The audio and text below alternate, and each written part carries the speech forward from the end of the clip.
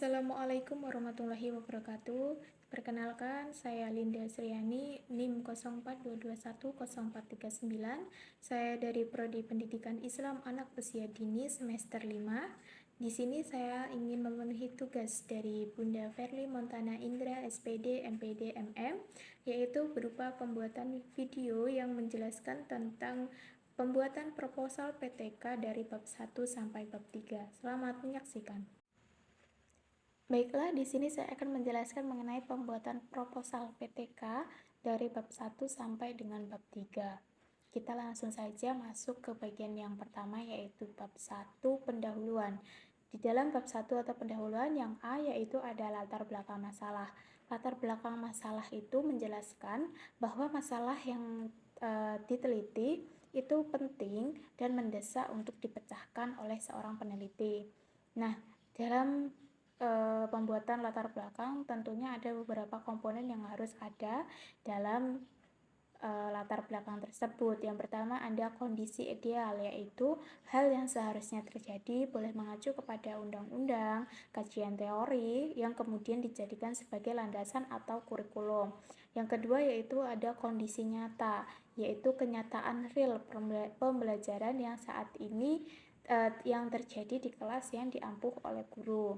Kemudian ada gap atau kemungkinan penyebab terjadinya sebuah masalah atau kesenjangan yang terlihat berdasarkan hasil observasi pada pengamatan awal atau grand tour, refleksi guru, dan juga kajian teori.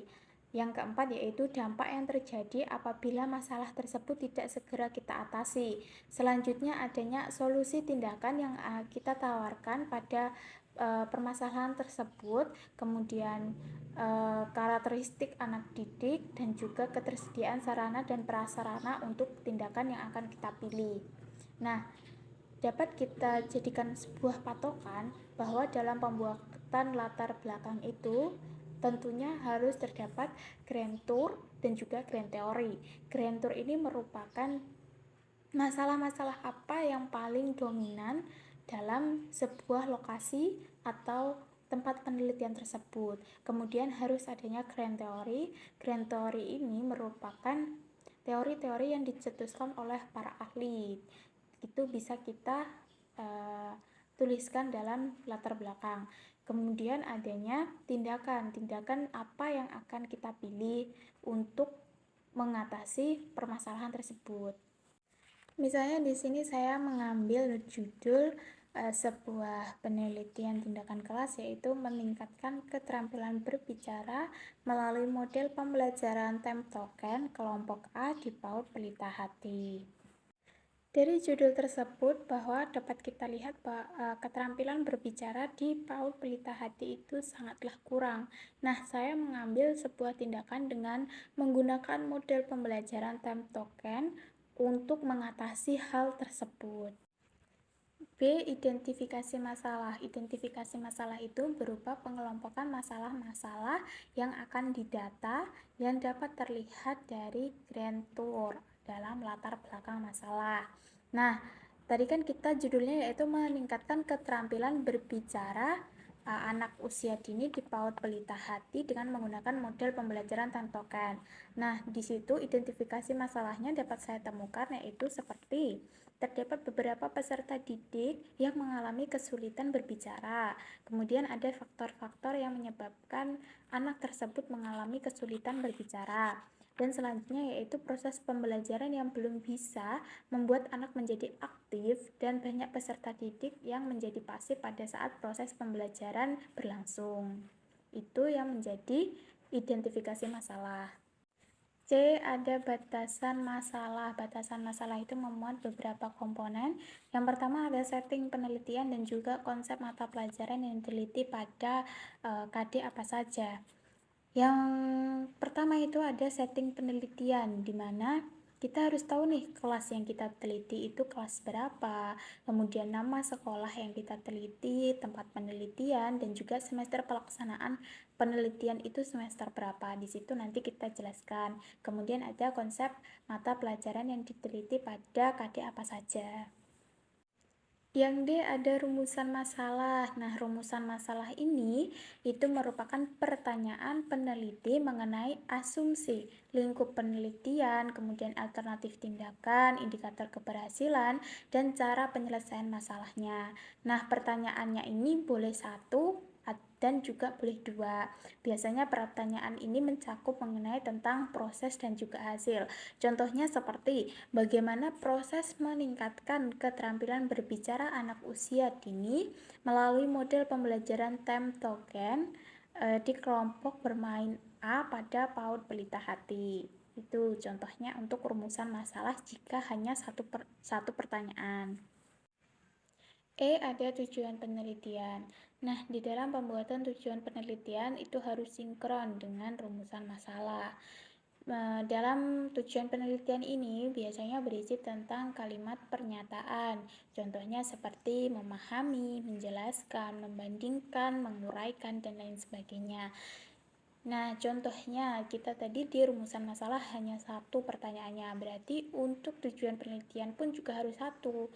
Contohnya seperti untuk mengetahui proses meningkatkan keterampilan berbicara anak usia dini melalui model pembelajaran TEM Token di kelompok bermain A di PAUD Pelita Hati. Kemudian yang terakhir yaitu ada manfaat. Nah, manfaat penelitian itu dibagi menjadi dua, yaitu ada manfaat secara teoristis, kemudian ada manfaat secara praktis. Manfaat secara teoristis yaitu bisa menjadi penelitian selanjutnya oleh peneliti yang lainnya atau teorinya. Kemudian secara praktis itu untuk menyelesaikan studi skripsi kita.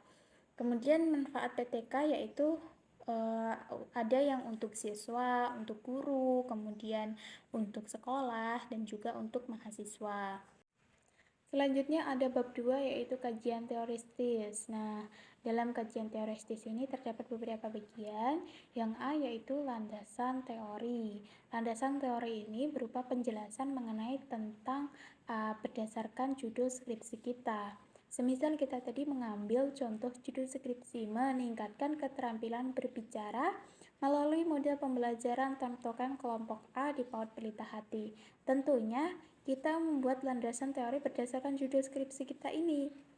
Misalnya seperti kita menjelaskan mengenai tentang pengertian keterampilan berbicara, faktor-faktor keterampilan berbicara, terus ciri-ciri berbicara itu seperti apa. Nah, selanjutnya kita juga menjelaskan mengenai tentang model pembelajaran TEM Token itu seperti apa, indikator yang kita jelaskan itu atau yang akan kita capai itu juga seperti apa.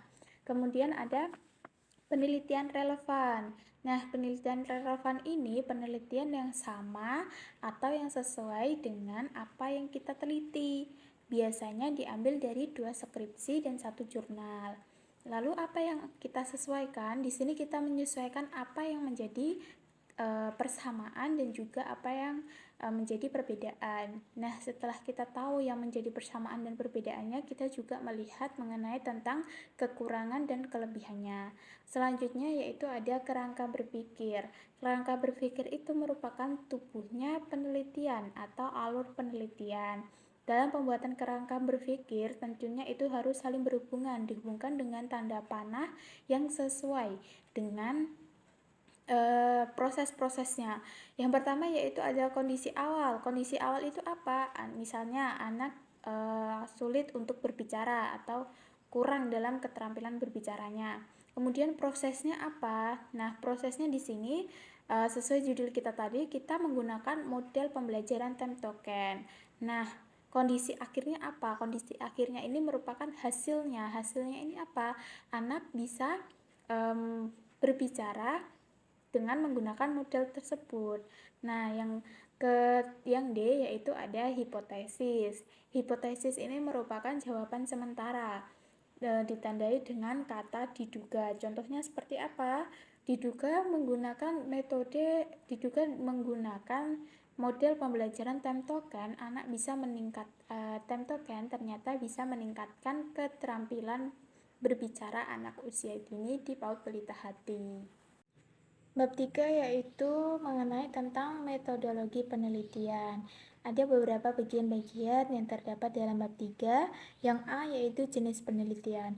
Misalnya di sini saya menggunakan jenis penelitian PTK yaitu penelitian tindakan kelas. Nah, kemudian di sini saya berikan penjelasan. Yang pertama yaitu mengenai tentang definisi PTK itu apa, karakteristik PTK itu seperti apa.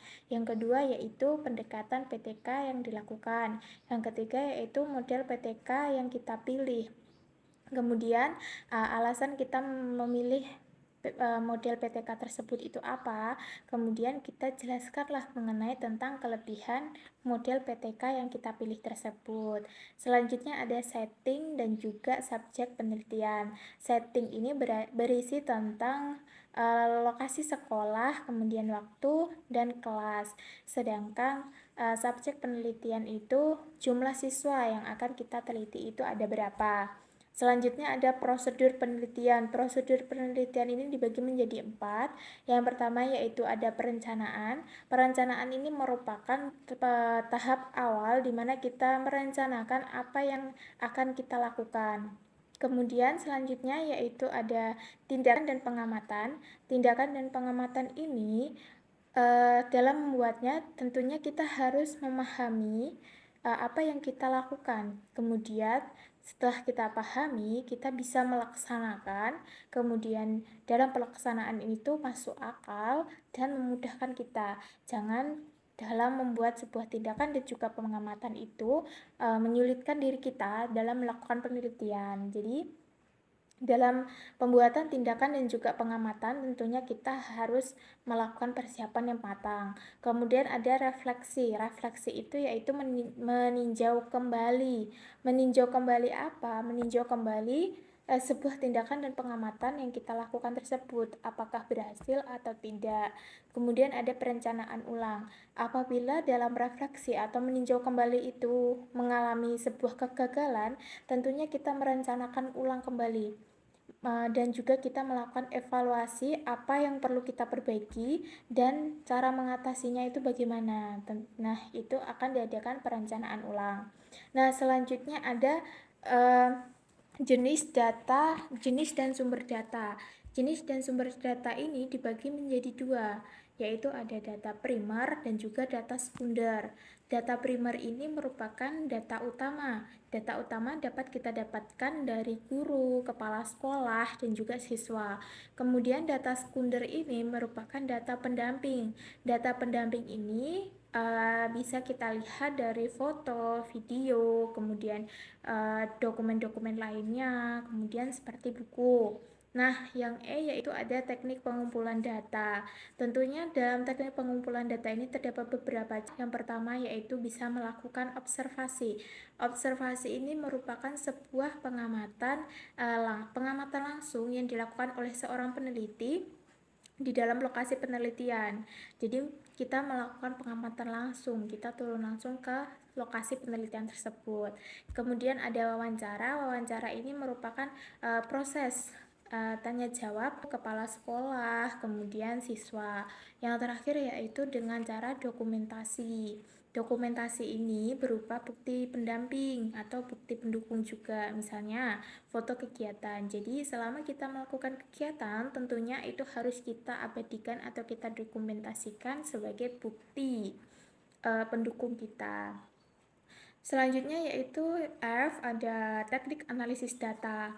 Nah, teknik analisis data ini dibedakan menjadi 2, yaitu ada kualitatif dan juga kuantitatif.